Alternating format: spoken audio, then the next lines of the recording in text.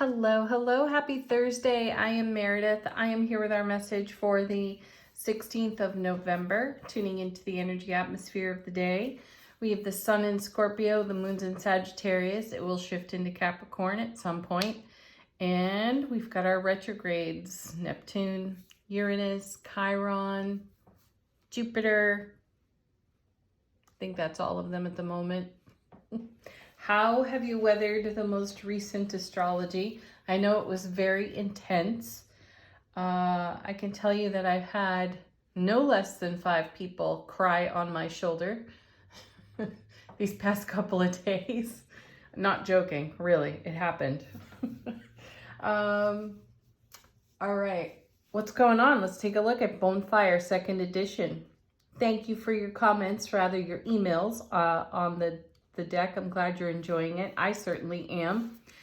Let's jump in. Our first card, the Devil. Hey now. We saw this one the other day too. I don't know which day it was at this moment, and that's okay. Though, this is the ego showing up again. It's our first card out too. So this means that something repetitive, programmed out of belief system is showing itself today, and it's likely going to occur within the way we behave or react. And I'm choosing the word react on purpose because when the Devil shows up, it's more reaction than it is response. So you're going to want to take a look at your inner dialogue. What are you saying to yourself? What kind of language are you using habitually that ultimately becomes a manifestation that you don't want, or creates what we would consider a delay for what it is we would like to create? For example, here you are having a great moment and you're like, wow, universe, yes, please, thank you, more of this.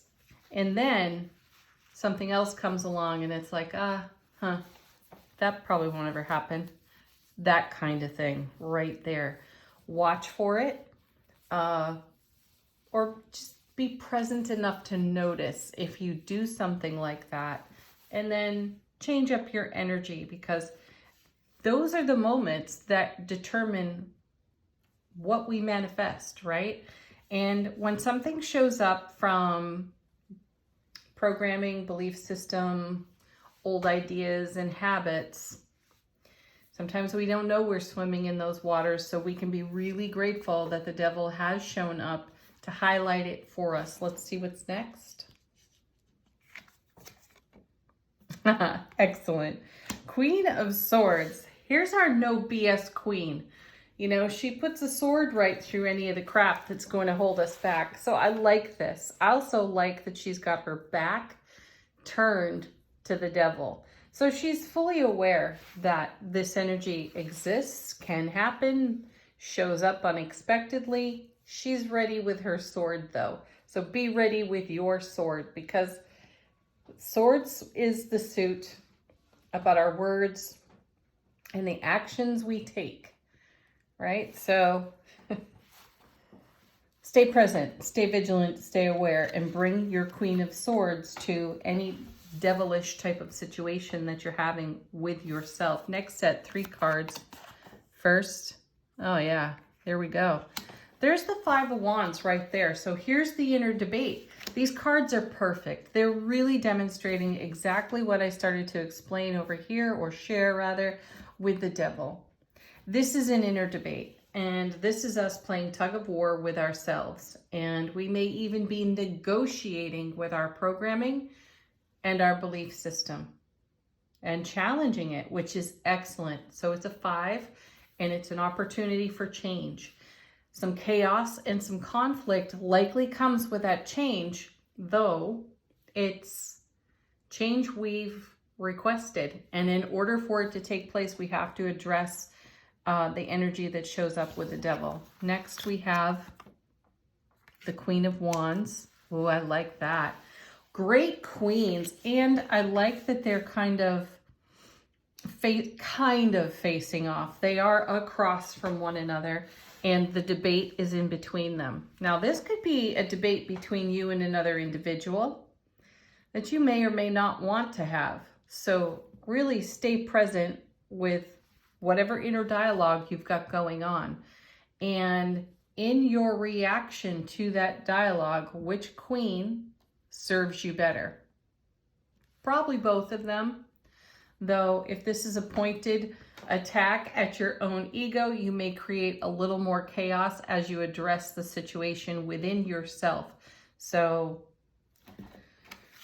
interesting. It's going to get interesting. Yeah, look, here's the Death card yet again. And one more time close to the middle of the reading. So transformation is at hand here. Hello, Scorpio. And we've certainly had a bath in Scorpio energy lately. A marination, if you will.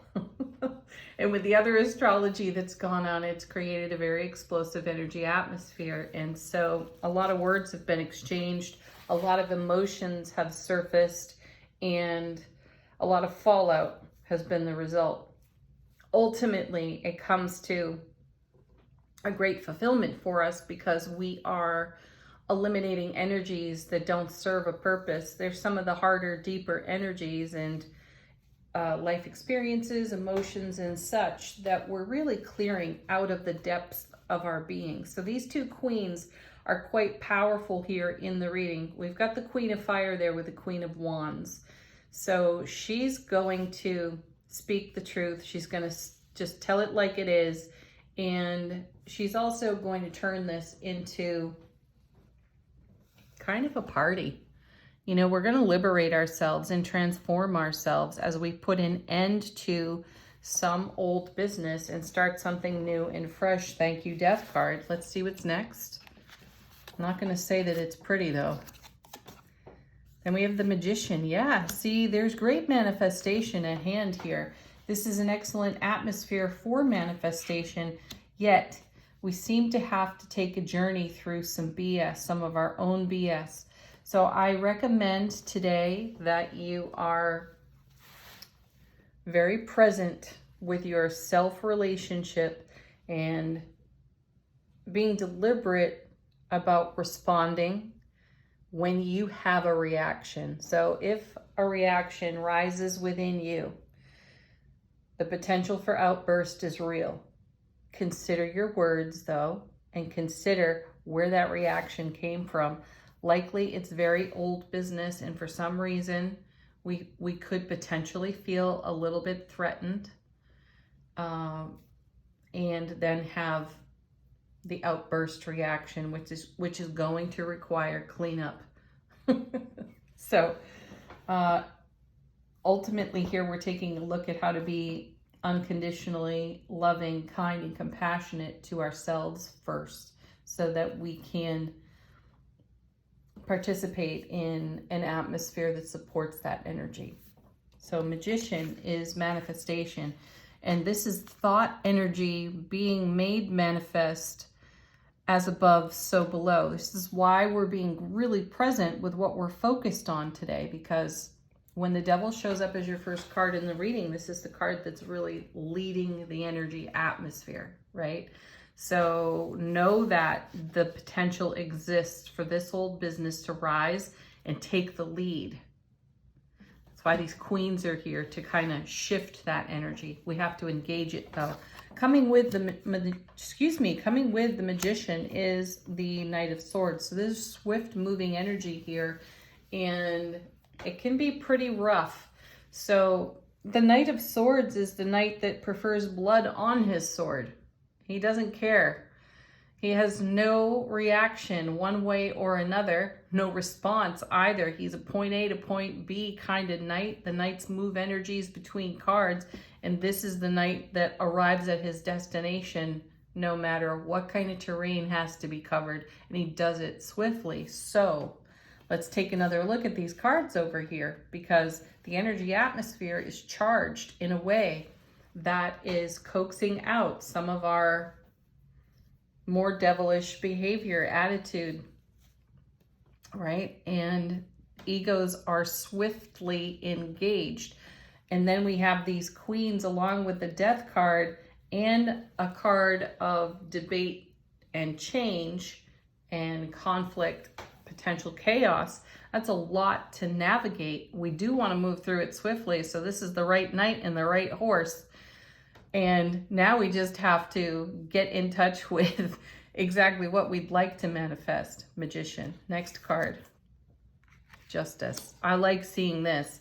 What a great card to have at the tail end of the first part of the reading, because now we're balancing scales and we're showing some level of mercy to the energy atmosphere, or we're taking mercy upon our own selves, which is great. That's the true message of this reading. So take a breath today, take a beat, and you maybe walk away and excuse yourself before you start mouthing off in a situation that you're going to have to repair later, right? Do a little bit of self-care so there's less damage control. All right, let's take a look at the bottom of the deck. What's in the unseen? How is the universe supporting us from behind the scenes? We've got the Wheel of Fortune. We're aligning with our destiny when we see this card. And it's really a deepening of our own spiritual awareness. It's also the divine delivery system. So in terms of manifestation, you reap what you sow. Hence seeing the Devil card, right? We've got a lot of nice major arcana on the table here too. Nice, powerful cards. So lean into the Wheel of Fortune and go with that universal flow, because while you may not necessarily see where you're headed in these moments, you're headed in a good place based on the Magician and the Justice card, as well as the Death card. There's just some debris in the way, and how we navigate the debris and respond rather than react can determine how smooth this journey goes for us. More major arcana. Next card is the Strength card. So maintaining the courageousness to be vulnerable in an atmosphere like this takes one seriously brave soul. So get brave, be courageous, be vulnerable, be true to you, and give your ego some compassion as well for its reactions, because it is showing you what needs some attention with more love, not less. Then we have Page of Cups. Something good comes our way. This is yet another manifestation card in tarot, because this page holds the Ace of Cups. Usually there's a fish jumping out of it, and that fish represents the totality of our manifestations, all of them. So the Page of Cups is a messenger letting you know that what you're focused on today, be sensitive to it. Be kind and loving to what falls into your path today, because all of it is contributing to what you are in creation with. Oh, gosh. Here comes another 5. Here's the 5 of Swords. This one's a little bit more serious. So this energy with the 5 of Wands, the Devil, and now the 5 of Swords is a real challenge. I'd love to see an ace show up in here, or the sun show up. That would be great. It's feeling a bit unlikely. I don't know what the next card is. I have not peeked. Anyway, more conflict. It's more conflict to be resolved. And let's consider the artwork. We do have a person in the background with their back turned to all of this. And this card may symbolize us walking away from an old conflict. That would be my focus personally, because we put it to rest. We transform, Death card, the energy. We put an end to something so that we can make way for something new, which is swiftly incoming over here in the first part of the reading, and it can be done mercifully. It's all a choice. Oh, nice. And there's the High Priestess.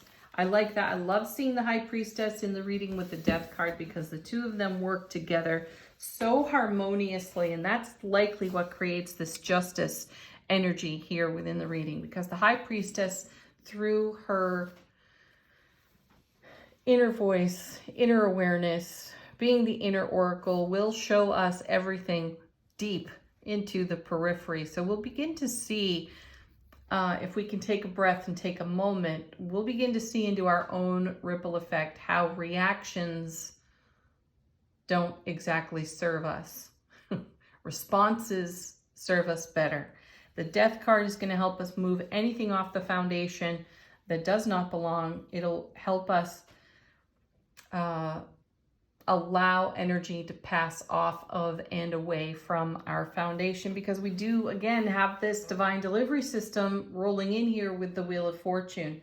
So collectively speaking, take a look at your chaos, take a look at your conflict, and bring a sense of compassion, kindness, love, and mercy to it. Have some gratitude for it, because it's really just showing you something that's old and in the way, and probably came from decades ago, that is an old program running in the background that does not serve the new now.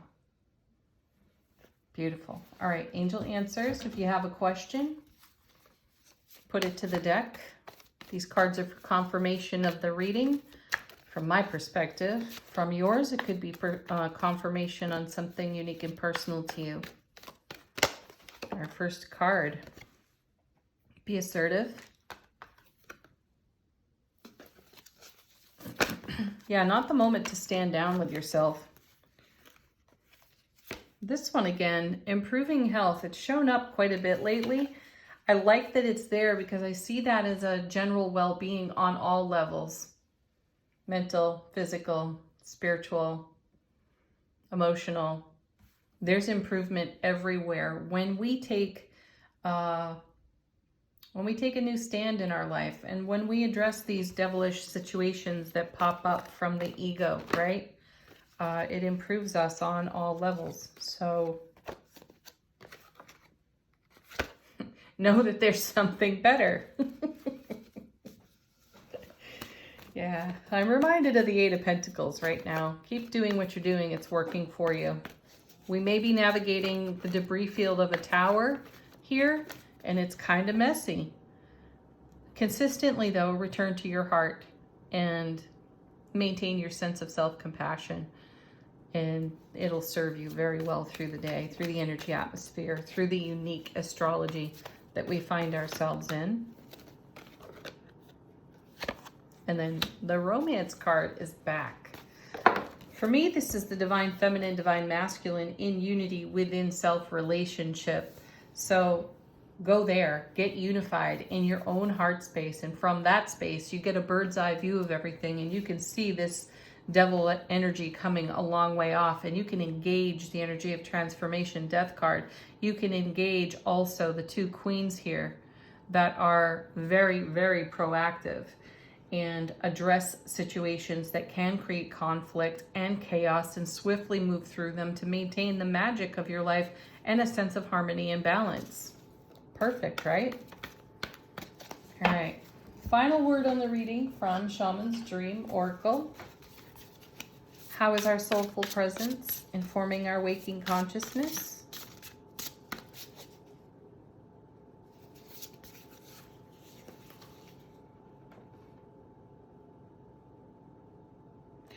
We have dances on one foot, balancing act. Yeah, this does feel a bit tenuous, doesn't it? Like we're on a razor's edge of some sort. And how you respond to everything that evolves within the energy atmosphere of the day can determine,